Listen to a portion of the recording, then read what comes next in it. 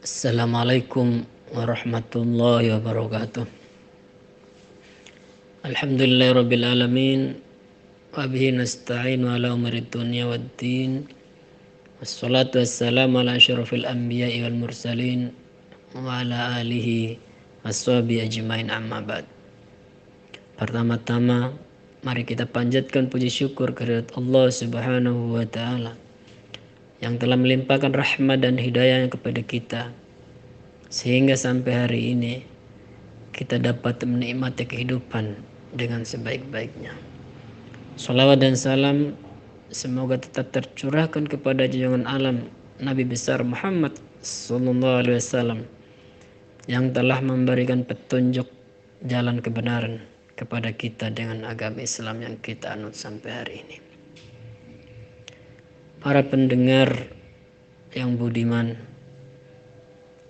pada saat ini saya akan menyampaikan tausiah singkat yang berjudul nilai sedekah di hadapan Allah Subhanahu wa taala. Berkaitan dengan sedekah ini, Allah Subhanahu wa taala telah berfirman dalam Al-Qur'an surat Al-Munafiqun ayat 10. A'udzubillahi minasyaitonir rajim. Bismillahirrahmanirrahim. Wa anfiqu mimma razaqnakum min qabli an ya'tiya ahadakumul maut fayaqula rabbi laula akhartani ila ajalin qarib fa asaddaqa wa akum minas solihin. Artinya, dan belanjakanlah sebagian dari apa yang telah kami berikan kepadamu sebelum datang kematian kepada salah seorang di antara kamu. Lalu ia berkata, "Ya Rabbku, mengapa engkau tidak menangguhkan kematianku sampai waktu yang dekat, yang menyebabkan aku dapat bersedekah dan aku termasuk orang-orang yang soleh." Kemudian dalam hadis Nabi yang diriwayatkan oleh Imam Bukhari dan Imam Muslim, Nabi Muhammad SAW bersabda, "Ittaqun nara walau bisyikki tamratin." Artinya, jagalah dirimu dari api neraka walaupun hanya dengan bersedekah sepotong kurma. Para pendengar yang dirahmati Allah, ayat di atas mengajarkan kita agar selalu bersedekah dan berinfak. Bagi orang-orang yang sudah meninggal dunia, jika saja diberi waktu oleh Allah Subhanahu wa taala untuk hidup lagi, maka amal yang akan mereka lakukan adalah bersedekah. Bersedekah tidak harus banyak, tapi cukup hanya dengan sebiji kurma.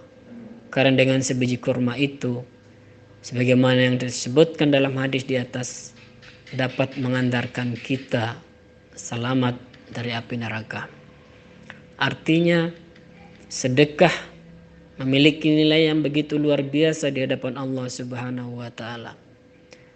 Tinggal kita mau atau tidak untuk melakukannya dengan ikhlas karena Allah Subhanahu wa taala.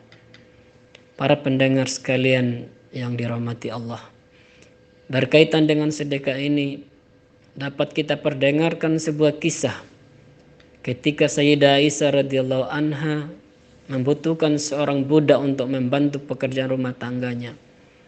Ia meminta izin kepada Rasulullah SAW untuk memiliki seorang budak. Ia pun pergi ke pasar untuk membeli seorang budak, karena pada saat itu budak masih diperjualbelikan. Setelah dipilih-pilih, maka Sayyidah Aisyah radhiyallahu anha jatuh hati pada seorang jariyah atau budak wanita yang ia anggap mampu membereskan urusan rumah tangganya. Ketika budak wanita itu diajak pulang ke rumah Aisyah, Jibril mendatangi Nabi Muhammad SAW, menganjurkan agar budak yang dibawa Aisyah itu tidak diterima sebagai pembantu dalam rumahnya, karena menurut catatan budak tersebut adalah ahli neraka. Tidak pantas ahli neraka hidup berdampingan dengan Rasulullah SAW. Para pendengar sekalian yang dirahmati Allah, ketika budak itu sampai di rumah, Nabi pun secara pelan-pelan memberitahukan Aisyah perihal budak yang ahli neraka. Karena itu ada perintah suaminya, seorang nabi yang baru saja menerima wahyu dari Allah Subhanahu wa taala. Maka Sayyidah Aisyah pun tidak mampu untuk menolaknya. Dengan rasa iba, Sayyidah Aisyah terpaksa melepas budak tersebut. Namun si budak tidak mau beranjak. Ia bersikeras mau bekerja di rumah Nabi Muhammad SAW. Si budak itu merengek-rengek penuh iba, memohon agar diterima sebagai pembantu. Tetap saja Nabi menolak permintaan budak itu. Bahkan Nabi memberikan jaminan dengan membebaskannya sebagai seorang budak. Untuk menghibur si budak, Aisyah memberikan beberapa biji kurma sambil berkata, mudah-mudahan kurma ini dapat mengantarkanmu kepada kebaikan. Begitulah, dengan langkah gontai dan perasaan sedih, sambil menggigit sedikit demi sedikit kurma pemberian Aisyah, si budak pergi menelusuri jalan tanpa mengetahui kemana arah tujuannya.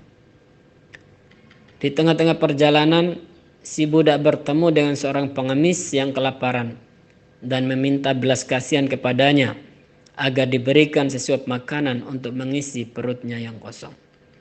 Dengan perasaan iba dan penuh kasihan, si budak tadi memberikan sisa kurma yang digigitnya sejak tadi.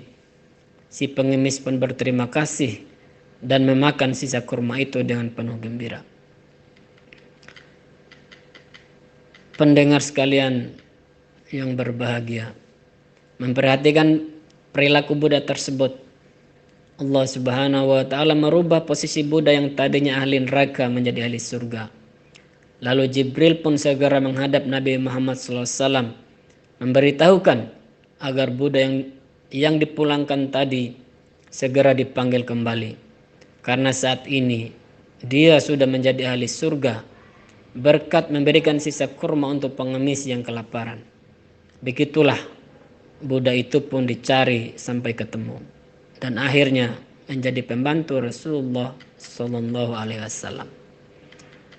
Pendengar yang dirahmati Allah, kisah ini mengajarkan kita bahwa sedekah infak yang dilakukan itu tidak dilihat berapa banyak yang dikeluarkan, tapi seberapa ikhlas infak sedekah itu kita berikan kepada orang lain.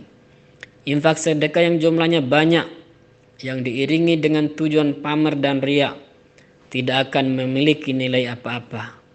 Memang di hadapan manusia barangkali terlihat heboh, tetapi di hadapan Allah Subhanahu wa taala tidak punya nilai. Oleh karenanya, mari kita bersedekah dengan ikhlas karena Allah, bukan karena apa-apa. Wallahu a'lam bissawab. Demikianlah tausiah singkat yang dapat saya sampaikan, mudah-mudahan ada manfaatnya. Wallahul muwaffiq ila aqwamit thoriq. Assalamualaikum warahmatullahi wabarakatuh.